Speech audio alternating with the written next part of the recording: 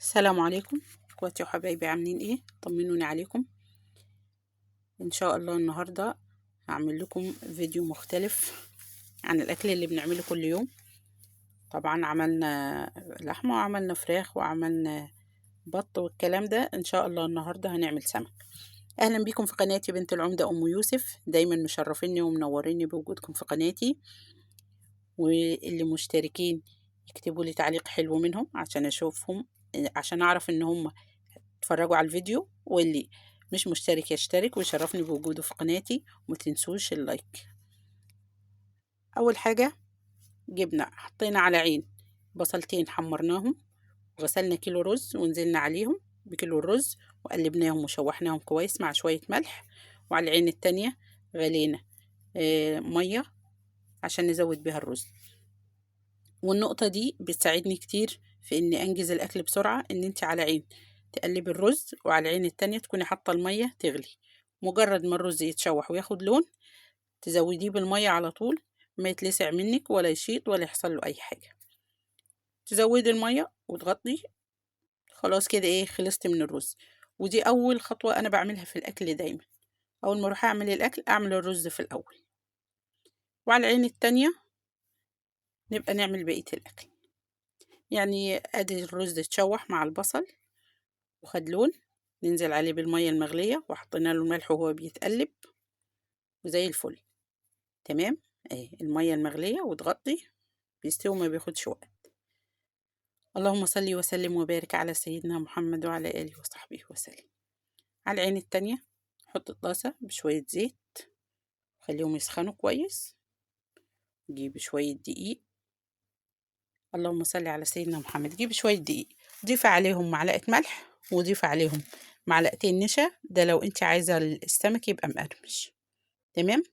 معلقتين نشا ومعلقة ملح تقلبيهم مع الدقيق، وبعدين تعفري بيهم السمك لما تقليه. على العين التانية جبت شوية مية في طاسة صغيرة ولا في بولة علشان نعمل بيهم السمك قبل ما ننزل في الزيت. والنقطة دي هي اللي خلت معايا السمك مقرمش ولونه أحمر وجميل زي ما هتشوفوا في الفيديو. تعفر السمك بالدقيق من الناحيتين خالص.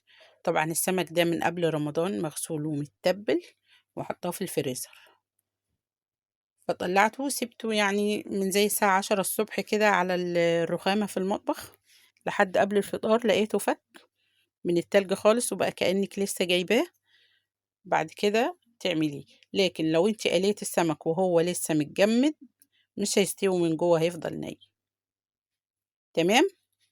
اهو بعد ما تعفري السمك بالدقيق تنزلي بيه في الميه بسرعه كده، تروحي منزله السمكه في الميه، تروحي رافعاها وحطها في الطاسه في الزيت. الخطوه دي بتخلي السمك مقرمش واحمر وجميل. اهو شايفين. اللهم صل وسلم وبارك على سيدنا محمد. عاملين ايه في رمضان وفي الصيام وفي شغل البيت؟ ربنا يعينكم ويقويكم. كل الأمهات بتتعب في رمضان، وكل الزوجات وربات البيوت بيتعبوا في رمضان وفي شغل البيت. بتحس ان انت عندك عبء تاني على شغل البيت، ان انت تخش المطبخ كل يوم وتعملي اكل كل يوم. لكن ربنا يجعله في ميزان حسناتكم. انت لو اطعمتي فقير او انسان صايم بتاخدي حسنة، ما بالك انت بتعملي اكل لأربع أفراد أو خمس أفراد أو سبع أفراد؟ شوفي بتاخدي ثواب قد الثواب اللي هم واخدينه على الصيام. على قد عددهم بتاخدي ثواب أكتر. ربنا يقويكم يا رب ويتقبل منا ومنكم صيام شهر رمضان والأعمال الصالحة يا رب العالمين. تمام. ما تنسوش البقيات الصالحات، سبحان الله والحمد لله ولا إله إلا الله والله أكبر ولا حول ولا قوة إلا بالله. وما تنسيش وردك اليومي من القرآن. احنا رمضان شهر عبادة مش شهر أكل وشرب بس. لازم زي ما بنغذي جسمنا وبنغذي بدننا بالأكل والطعام والشراب، نغذي روحنا بالقرآن وبالصلاة على النبي وبالتسبيح والتهليل والتكبير. كل الحاجات دي في ميزان حسناتنا يا بنات، إن شاء الله يوم القيامة نلقاه. يعني زي ما تقعدي 3 ساعات تعملي الأكل اقعدي ساعة واحدة في اليوم، ربنا مديني اليوم 24 ساعة، خدي ساعة واحدة منه بعد صلاة الضحى كده الصبح، ماسكة المصحف، تقعدي نص ساعة قراءة في القرآن، نص ساعة سبحان الله والحمد لله ولا إله إلا الله، ربع ساعة استغفار أو نص ساعة استغفار. يعني خدي لك ساعة، ساعة ونص، ادي دينك حقه. ماشي، كلنا مقصرين وكلنا ربنا يعلم بينا، بس هنعمل ايه؟ لازم في رمضان الحسنة بعشر أمثالها، لازم نستغل الفرصة. تمام كده، تحمر السمك وقلبناه على الناحية التانية، وزي ما انت شايفة كده سيبيه يستوي كويس كويس خالص خالص، لأن السمك لو خد لون وطلعتيه بيفضل من جوه ني، لازم يستوي كويس على الناحيتين ويتحمر تمام تمام. تمام يا أخواتي. بعد السمك ما اتحمر، جبنا طبق وقطعنا فيه خضرة زي ما انتوا شايفين حركات شيفات يعني وطلعنا عليهم السمك.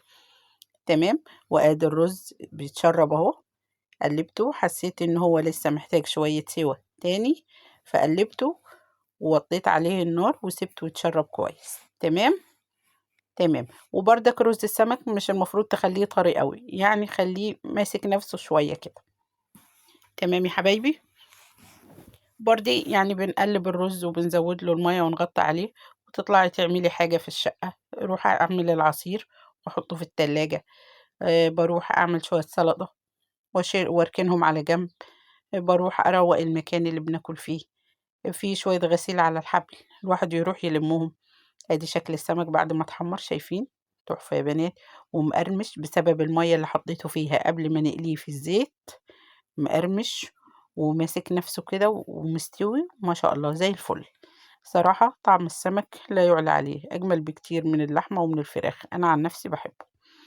شايفين شكله؟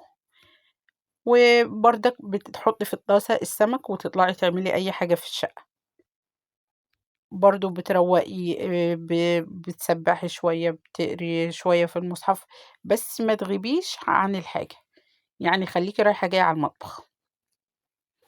أنا عن نفسي بعد صلاة الضحى الساعة 10 كده بمسك المصحف وأقعد لحد أذان الظهر، قولي انتي من 10 ل12 أو من 11 ل12، يعني وقت ما بصحى اتوضى أصلي الضحى وأقعد أقرا في المصحف شوية، وأدي نص ساعة مثلا في المصحف، وبعدين نص ساعة تسبيح واستغفار وصلاة على النبي. بعدين أقوم بقى أشوف هعمل إيه، هروح أجيب عيش، أنزل الشارع أشتري حاجة عشان نعمل الأكل، هعمل حاجة في الشقة، هتعملي زبادي وتشيليه، تحطيه يتخمر في البوتاجاز وكده. وادي الاكل يا بنات بعد ما خلصنا، ادي السمك استوى وادي السلطة وادي الرز، وده عصير اليوستفندي بالجزر، صراحة طلع طعمه تحفة تحفة، جربوه ومش هتندموا، وجربوا تعملوا السمك بالطريقة دي، واكتبوا لي في التعليقات طلع معاكم طعمه ايه. وكل ما تتبليه وتشيليه في التلاجة قبل ما تعمليه اكتر بيبقى احلى. والسلام عليكم ورحمة الله وبركاته، رمضان كريم.